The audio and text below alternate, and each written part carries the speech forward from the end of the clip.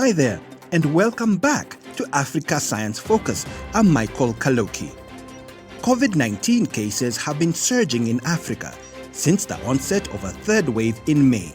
This week, we investigate why vaccination rates on the continent continue to lag behind the rest of the world.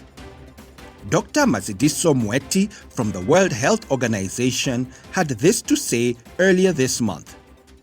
With vaccine stocks and shipments drying up, the continent's vaccination coverage for the first dose remains stuck at around 2% and about 1% in Sub-Saharan Africa, while some wealthy nations race past the 60% mark. There is a global push to fully vaccinate 10% of the population in every country by September, and to reach this goal, Africa needs an extra 225 million doses. While an infusion of vaccine doses is a top requirement, African countries must also step up vaccination efforts. We need to ensure that the vaccines that we have are not wasted because every single dose is precious. Some countries are struggling with a range of challenges, from logistics to low confidence in the health benefit of vaccines among the population. Dr. Malata noted that while some African countries have used all of the vaccines sent by the Global Vaccine Sharing Facility, COVAX, 20 countries have so far used less than half of the doses they have received. But Tedros Adhanom Ghebreyesus, the head of the WHO, says that wealthy countries should not use this as an excuse to withhold vaccines from Africa, as he warned that the unequal distribution of vaccines was causing a two-tiered pandemic. What I would like to assure those who are prepared to give vaccines is we have done our homework with the World Bank, assessing countries, identifying the gaps. So the problem now is supply problem. Just give us the vaccines. There is no vaccine. You can't even talk about delivery or absorption capacity when there is no vaccine. And that's causing a two-track pandemic. Those who have vaccines are getting better significantly, and they're opening up their society. Those who don't have vaccines are facing serious COVID situation with serious surges in cases and deaths due to COVID. That's the reality now.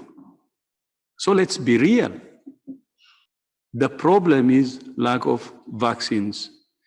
The difference is between the haves and the have-nots, and which is now completely exposing the unfairness of our world. Our reporter, Charles Pensulo, begins today's report in Malawi's second largest city, Blantyre. I'm now at Queen Elizabeth Central Hospital, one of the biggest and reflow in the country. Behind me is a tent where people have been coming to get their vaccine jabs. But since last Thursday, this tent has been empty after the health officials had announced that they had run out of doses. Before this, hundreds of people were scrambling for the last remaining doses, and the doctors had to improvise by taking doses from rural clinics. But it was never always like this. In May this year, government banned almost 17,000 doses after expiring.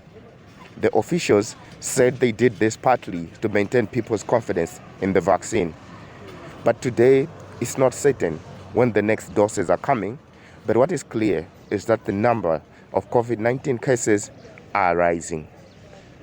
We have seen an exponential increase of number of cases, particularly the last 6 weeks. This is Richard Mihigo, the WHO Africa Immunization and Vaccines Development Program Coordinator. So many countries has enter a more even stronger and severe third wave. And if everything continue like this, unfortunately, we may reach a peak in the next 2 to 3 weeks. That will be even much higher than what we saw in December and January when we went through the second peak, second wave. And we've seen some of the countries having their doses of AstraZeneca vaccine expiring? We unfortunately lost close to 228,000 doses in 9 countries.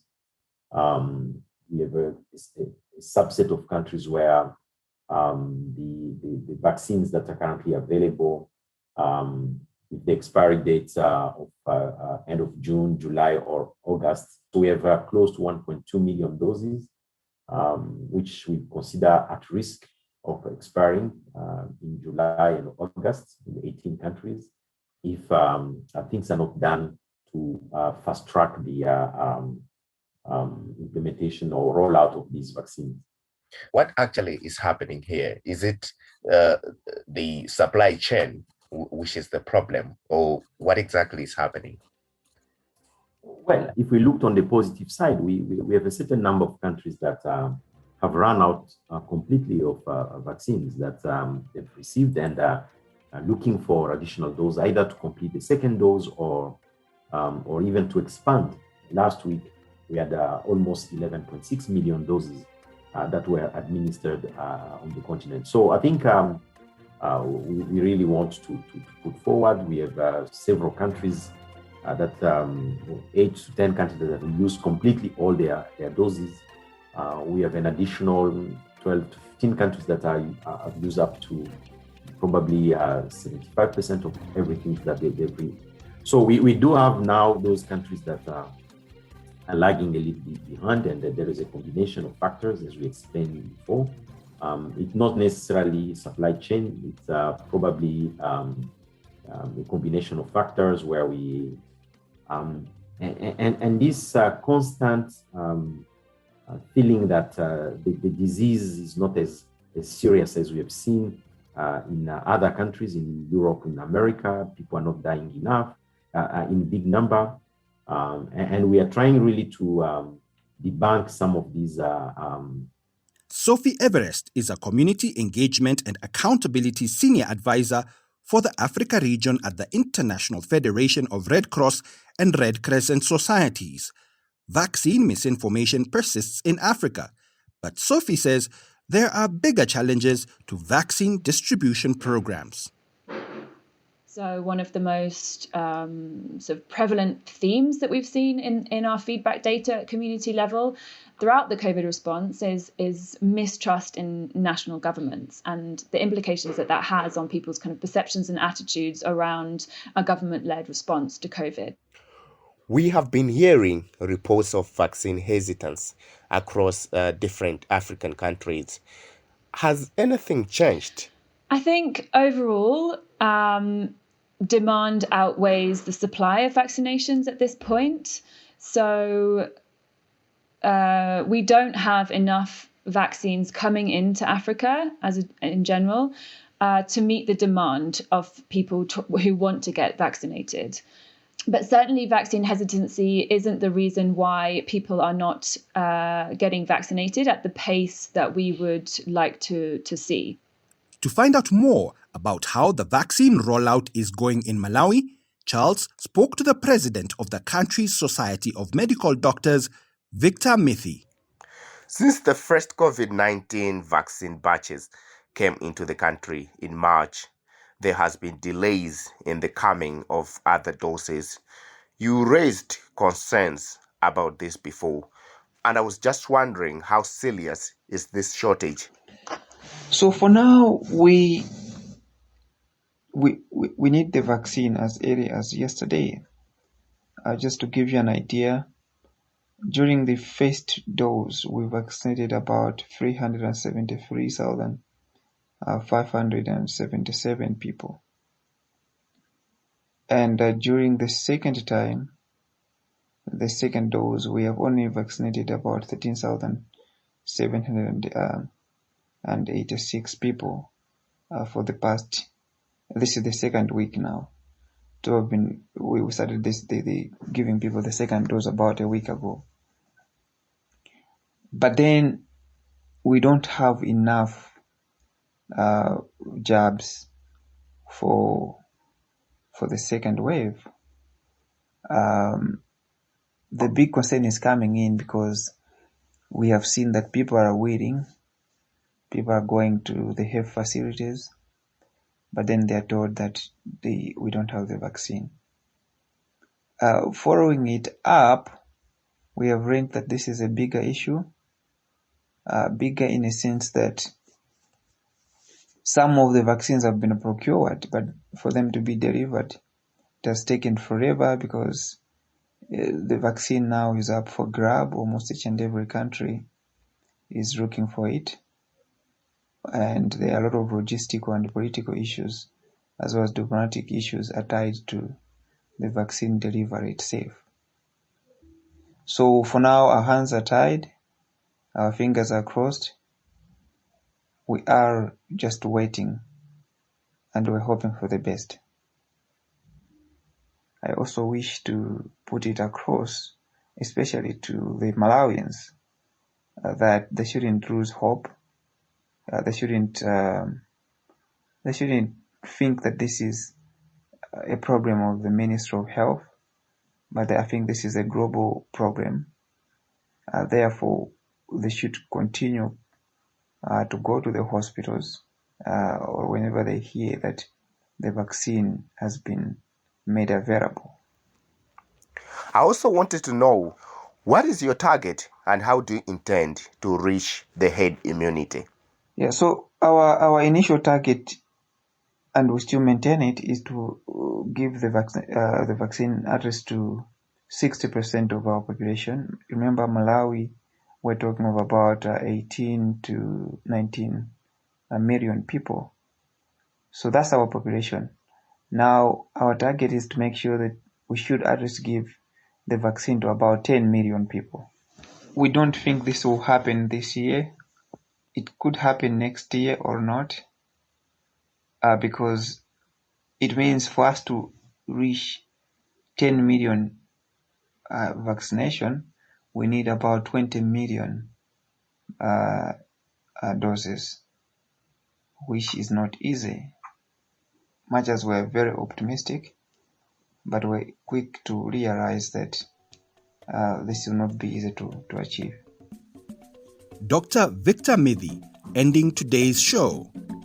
Next up, we have our Q&A section. This week's question comes from Stella in Lagos. Hi, I listened to the podcast on Africa's climate superstars. Is there any other way the impact that Africa's climate researchers are making can be more recognized globally? Hello, you have raised a very good question. Most of the researchers are usually happy when they publish information, but not most of them do really push to make sure that that information is translated into some sort of action. So we need some deliberate efforts or mechanisms to make sure that whatever new information we are getting and those recommendations are being translated into, for example, some policy actions. So what we need to do now is that African governments must take this as their own, special effort, so that once these innovations really become solutions to the climate challenges that we are experiencing, the whole world will begin to look for these solutions and, try to see who was behind the research. After all, we're in a competition. We need not to forget about that. We're in a competition no matter what. We will always compete, and everyone wants to be the first. So it's up to us as Africans. Thanks to Mathews Malata, the president of the Association of Environmental Journalists in Malawi, for answering Stella's question. If you have a question that you want answered, get in touch. Send a voice message via WhatsApp to +254 799 042 513. Today's program was produced by Harrison Lewis. The editors were Fiona Broom and Jackie Opara Fatoye, with reporting from Charles Pensulo. Africa Science Focus is produced by SciDevNet and distributed in association with your local radio station. I'm Michael Kaloki. See you again next week. This program was funded by the European Journalism Centre through the European Development Journalism Grant Programme, with support from the Bill and Melinda Gates Foundation.